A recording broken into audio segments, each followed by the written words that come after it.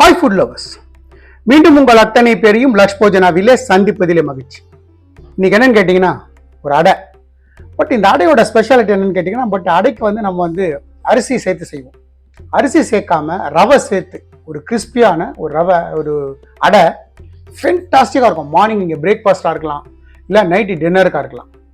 இதுக்கு தொட்டுக்கிறதுக்கு எதுவுமே தேவையில்லை. அவ்வளோ நல்லா ஸ்பைஸியாக வெஜிடபிள்லாம் போட்டு ஃபென்டாஸ்டிக்காக இருக்கும். வாங்க ஒரு அடை, ரவையை வச்சு ஒரு அடை எப்படி செய்யலான்னு பார்க்கலாம்.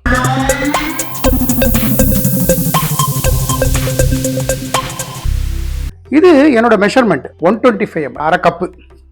அந்த அரை கப்பில் ஒரு கப்பு துவரம்பருப்பு, ஒரு கப்பு கடலைப்பருப்பு, ஒரு கப்பு பாசிப்பருப்பு, ஒரு கப்பு உளுத்தம்பருப்பு, எல்லாம் ஈக்குவல் மெஷர்மெண்ட். ஒரு கப்பு எடுத்துருக்கேன். இந்த மெஷர்மெண்ட் பிரகாரம் எடுத்ததை 4-5 வாட்டி வாஷ் பண்ணி 4 hours ஊற வச்சுருக்கேன். 4-5 வாட்டி வாஷ் பண்ணிவிட்டு 4 hours ஊறின்னு இருக்கிற பருப்பு எங்கிட்ட தயாராக இருக்குது. இந்த அளவுக்கு ஊறி இருக்கு. மினிமம் 4 hours ஊறினா நல்லாயிருக்கும். நான் ஊற வைக்கும்போதே ஒரு பேடிகை சில்லியும் குண்டு மிளகாயும் போட்டிருக்கேன். இதையும் ஊற வச்சுருக்கேன். இப்போ இதை தண்ணியை ஃபுல்லாக இருத்துட்டு பந்து மாதிரி அரைக்கணும். தண்ணி சேர்க்காம கொரகொரன்னு அரைக்கணும். அடமாவுக்கு அரைக்கிற மாதிரி கொரகொரன்னு அரைக்கணும், பந்து மாதிரி அரைக்கணும். அரைக்கும்போது நான் 2 டீஸ்பூன் ஜீரகம், ஜீரகத்தை சேர்த்து அரைக்கிறேன். சோம்பு வாசனை பிடிக்கிறவங்க 1 ஸ்பூன் சோம்பு, 1 ஸ்பூன் ஜீரகம் சேர்த்துக்கலாம். அரைச்சிட்டு உங்களை நான் காட்டுறேன். நம்ம அந்த அடைக்கு மாவு அரைக்கிறதுக்கு முன்னாடி நான் இந்த மெஷர்மெண்ட்டில் 2 கப், இதில் ஒன்று லிண்டல்ஸ் எடுத்தேன், பருப்பெல்லாம் எடுத்தேன். இதில் 2 கப்பு ரவை எடுத்திருக்கேன். இதில் 1 கப்பு தயிர், இந்த தயிரை சேர்த்துறேங்க. நான் கொஞ்சம் தண்ணி விட்டு கலக்கின்னு வரேன். இன்னொரு கப்பு தண்ணி, இந்த தயிர் எடுத்த கப்பையே அலம்பி தண்ணி. இதை நல்லா கலந்து விட்டுருங்க. முதல்ல இதை நல்லா கலந்து விட்டுருங்க. கலந்து விட்டுட்டு அரைக்க ஆரம்பிங்க. ஏன்னா இது ஒரு 10 to 15 minutes ஊறுனா நல்லாயிருக்கும். ஸோ அதனால் முதல்ல இந்த ரவையை இந்த தயிரில் போட்டு நல்லா கலக்கி இந்த மாதிரி வச்சுருக்கேன். பார்த்தீங்கன்னா இந்த மாதிரி நரன்னு அரைச்சிருக்கேன். இந்த மாதிரி நல்லா நரன்னு அரைச்சதில் 1/4 டீஸ்பூன் பெருங்காயத்தூள், இந்த டிஷ்ஷுக்கு தேவையான சால்ட்டு, இதில் ஒரு 1/2 டீஸ்பூன் மஞ்சத்தூள், நம்ம 10 நிமிஷமாக ஊற வச்ச இந்த ரவை, தயிரில் ஊற வச்ச ரவை, இது கூடவே ஃபைனாக கட் பண்ண ஒரே ஒரு கேரட், பெரிய வெங்காயம் ஒன்று ஃபைனாக சாப் பண்ணியிருக்கேன், அது ஃபைனாக சாப் பண்ண கொத்தமல்லி. இப்போது இது எல்லாத்தையும் நல்லா மிக்ஸ் பண்ணுங்க.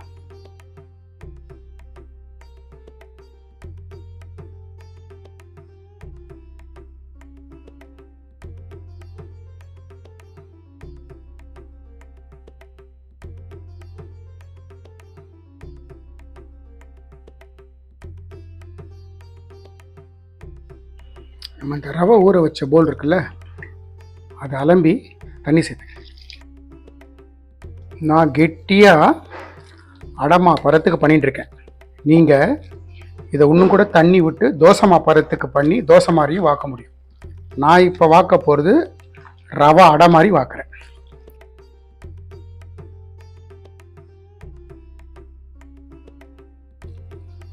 இந்த மாதிரி நல்லா கலந்துட்டு ஒரு 10 minutes ரெஸ்ட் விடுங்க. 10 minutesக்கு அப்புறம் பார்க்கலாம். இன்னும் கொஞ்சம் ஒரு 1/4 டம்ளர் தண்ணி சேர்த்துக்கிறேன்.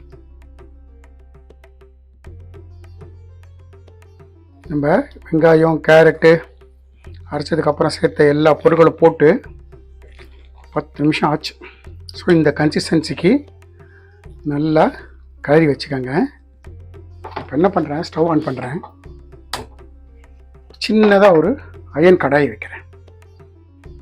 ஸ்லைட்டாக எண்ணெய், அயன் கடாய் நல்லா சுடட்டும். ஸ்லைட்டாக அப்படி சீசன் பண்ணி வைங்க. நம்ம வச்ச கடாய் சுட்டெடுத்து அதில் மாவு சேர்த்துக்கிறேன். மாவை லேயராக நல்லா ஃபார்ம் பண்ணேன். இந்த மாதிரி போட்டு சைடில் எண்ணெய் விட்டுருங்க. ஃப்ளேம் நல்லா லோவில் இருக்கட்டும். மூடி போட்டு குக் பண்ணு. ஸ்லோ ஃப்ளேமில் 2 பக்கமும் நல்லா கிறிஸ்பாக எடுங்க. ஃபஸ்ட் கிளாஸாக வரும். சைடில் நல்லா முருகலாக வருதா பாருங்க. வந்ததுக்கப்புறம் திருப்பி போடலாம். மறுபடியும் மூடி போட்டு குக் பண்ணு. சரிங்களா? இப்போ இந்த மாதிரி திருப்பி போடுங்க. இந்த பக்கமும் திருப்பி போட்டுட்டு எண்ணெய் விடுங்க. அவுட்டர் லேயர் நல்லா கிறிஸ்பாகவும் உள்ள வந்து அவ்வளோ சாஃப்டாகவும் இருக்கும். இப்போ மூடி போடாது. இந்த பக்கமும் திருப்பி 2 பக்கமும் நல்லா கோல்டன் கலரில் கிறிஸ்பாக கெடுங்க. நான் சொன்ன மாதிரி வெளியில் அவுட்டர் லேயர் நல்லா கிறிஸ்பாகவும் உள்ளே வந்து சாஃப்டாகவும் இருக்கும். பார்த்துட்டு இந்த மாதிரி ஓட்டை போட்டு வைங்க. ஸோ தட் அது வழியாக ஏர் போய் ஃபுல்லாக நல்லா வேகும்.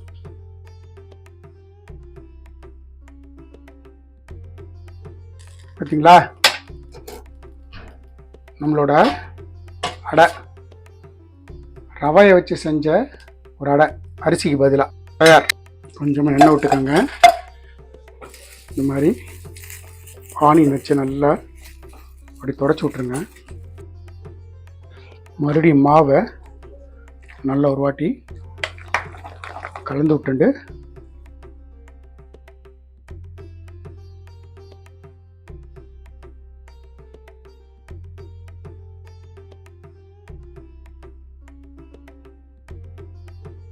இந்த மாதிரி பார்த்துட்டு சைடில் எண்ணெய் விட்டுருங்க.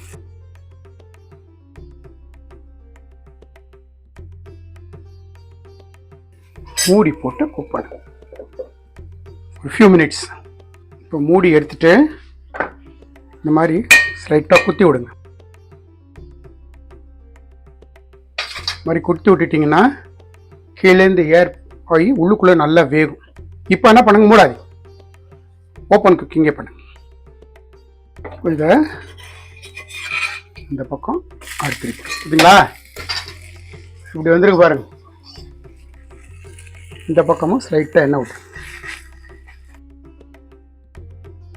இப்போ இந்த பக்கம் திருப்பி போடுங்க. பார்த்தீங்களா? ஃபஸ்ட் கிளாஸாக வெந்துடுத்து நம்மளோட ரவா அடை தயார். இன்னொன்று வார்த்தை காட்டுறேன் பாருங்க. கொஞ்சமாக எண்ணெய்,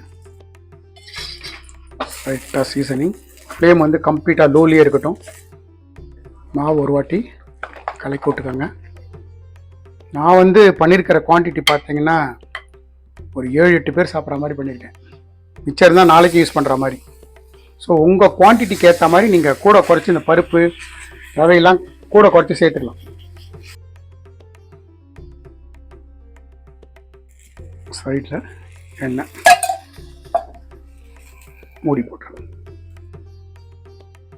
அப்போ குச்சிட்டு இந்த பக்கம் மூடி போட வேணாம். இந்த பக்கமும் ஸ்லைட்டாக எண்ணெய். ஸோ இந்த பக்கம் திருப்பி போட்டு 2 நிமிஷம் ஆச்சு. பார்த்தீங்களா?